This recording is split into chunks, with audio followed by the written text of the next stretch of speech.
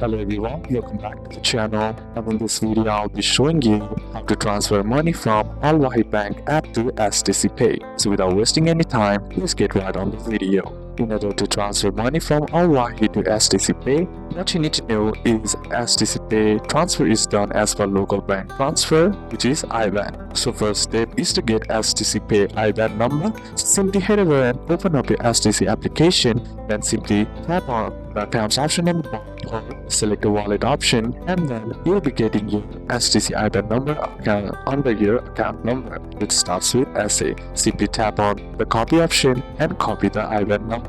The next step is to open Rajhi application and log into your account. Then once logged in, what you need to do is simply tap on the transfers option, and then on the transfers, simply select beneficiaries. Then once you're inside the beneficiary option, what you need to do is tap on and then choose local Saudi banks. Then enter the beneficiary name, IBAN, STC by IBAN, and bank will auto detect as STC Pay. Once done, all you gotta do is confirm with OTP and wait for 30 minutes to 2 hours for activation. The next step is to simply go to the transfers once again, then tap on the account transfers option and select STC Pay beneficiary.